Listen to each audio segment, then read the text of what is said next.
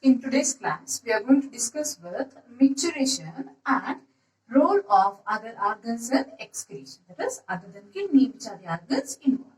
First one is micturition. It is also called as urination. Okay. So let us define it.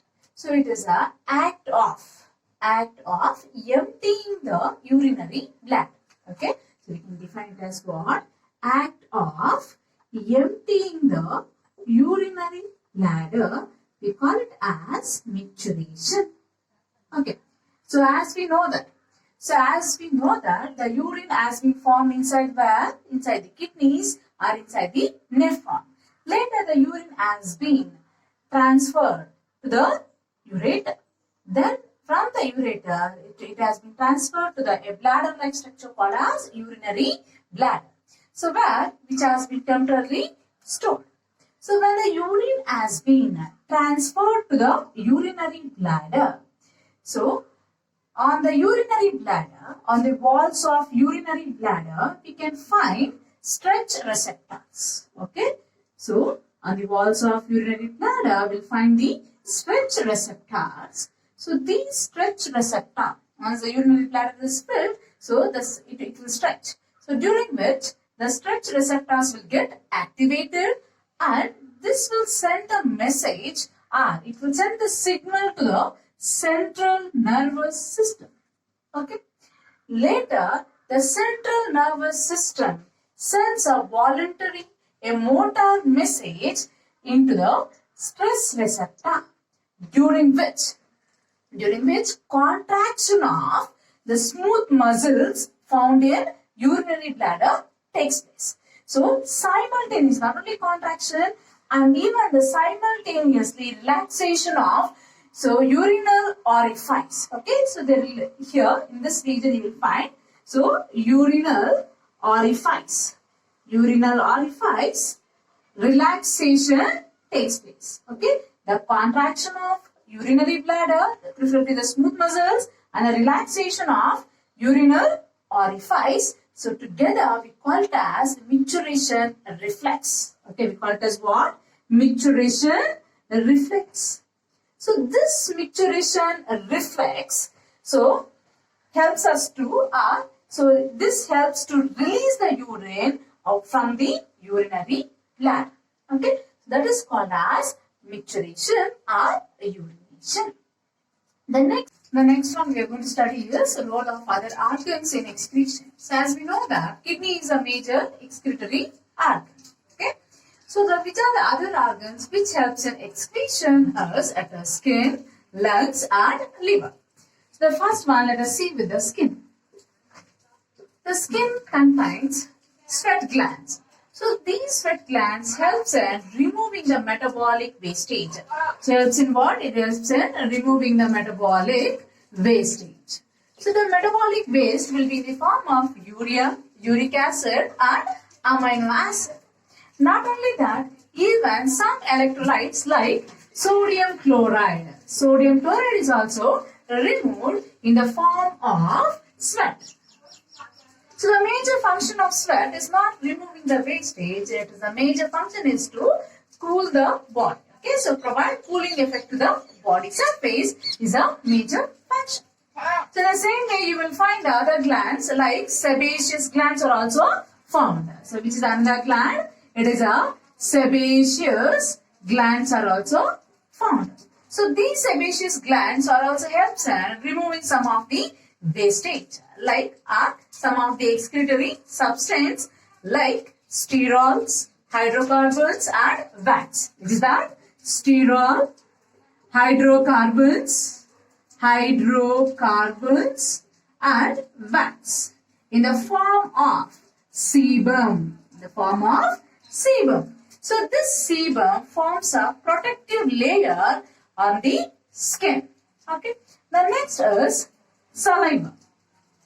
So the saliva also helps in removing only little amount of nitrogenous waste. Okay, the nitrogenous waste is also removed through the saliva. The next organ which helps in excretion is lungs. So as we know that the major function of lungs is for respiration. So we inhale oxygen, we exhale carbon dioxide. So the carbon dioxide is a excretory product. So in a healthy individual, there is around 200 ml of carbon dioxide. In a healthy individual, 200 ml of carbon dioxide has been formed per minute. Okay. So the lungs not only expelling the carbon dioxide, even the water also has been expelled in the form of water vapors. That is the role of lungs in case of excretion. The next one is liver. So here, in the liver, so the most toxic form of nitrogenous waste is ammonia is converted into urea. Okay. So a process called as ornithine cycle. Okay. So ornithine cycle. So in which what happens? So the most toxic form of nitrogenous waste, ammonia get converted into urea. And not only that, it helps in production of cholesterol.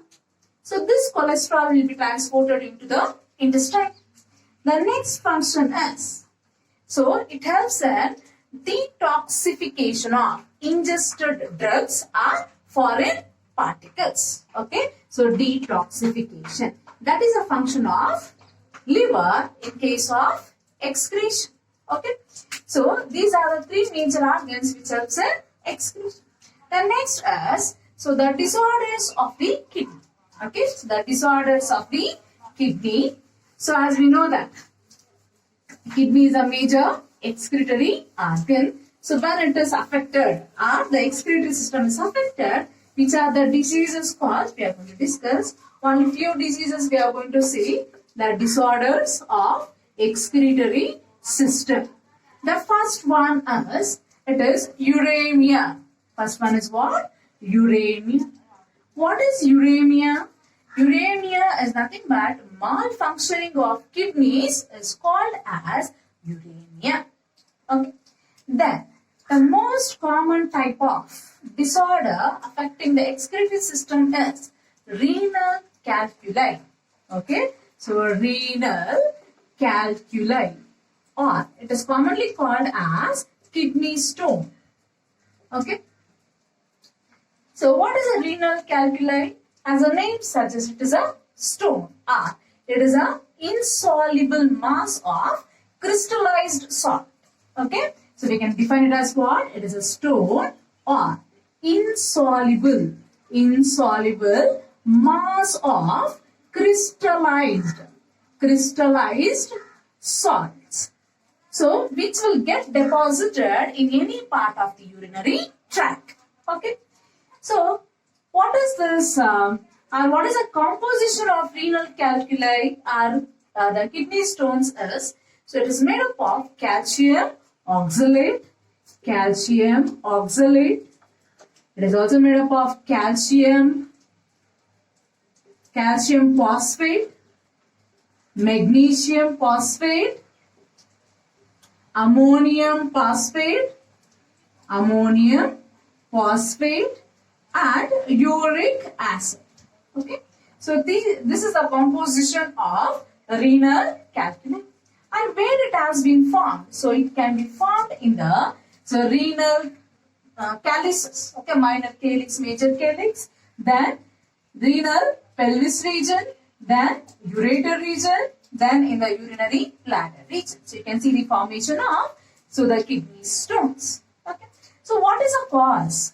So why it is formed? The causes, if you see, so the causes is, first is excessive intake of calcium. Okay. So excessive intake of calcium is a major cause. The next is, so increased dehydration or insufficient intake of body fluids. Increased dehydration. Okay, or insufficient intake of body fluids. The next one is hyperparathyroidism. So it is a hormonal imbalance caused by the parathyroid gland. Okay, so hyperparathyroidism. Okay, the next is, so improper metabolism of calcium. Okay, so improper improper metabolism of calcium is the cause of renal calculi. The next symptoms. What are the symptoms you will find here? You see the symptoms. So the first symptom is it forms a blockage. So it forms a blockage. So in the urinary tract. The first symptom is it forms a blockage in the urinary tract. So when it is blocked, it causes severe abdominal pain. Causes what? Severe abdominal pain. Then next. So by urination, the severe pain can be felt. And in some cases, what happens? So even the blood can be found in the urine. It is called as hematuria. Okay, so even you can see the presence of blood in the urine. Okay, so it is called as hematuria. So in most of the cases, the tissues of the kidney will get damaged, and it is also called as kidney failure. It is also called as what? Kidney failure. And another disorder is glomerulonephritis. Other disorder, glomerulonephritis. Okay, as the name suggests, it is an infection of glomerulus. Okay, so let us see some of the questions related to today's topic. So first question is, what gets increased if liver becomes functionless? So option A, urea, B, ammonia, uric acid, D, proteins. The answer is ammonia. Then the neural mechanism of micturiation is micturiration reflex, simple reflex, conditioned reflex, all of this. The answer is A. Sweat contains watery fluid with NaCl, urea, lactic acid, all of this. The answer A. Next question. Primary function of sweat is a removal of water, B, removal of urea, C, cooling of body surface, D, all of these. So major function is cooling of body surface. C is the answer. The nitrogenous waste is eliminated through kidneys, saliva, sweat gland, and all of these. Answer D. Next, excretory organs helps in excretion only, maintenance of acid-base balance, maintenance of ionic balance, all of these.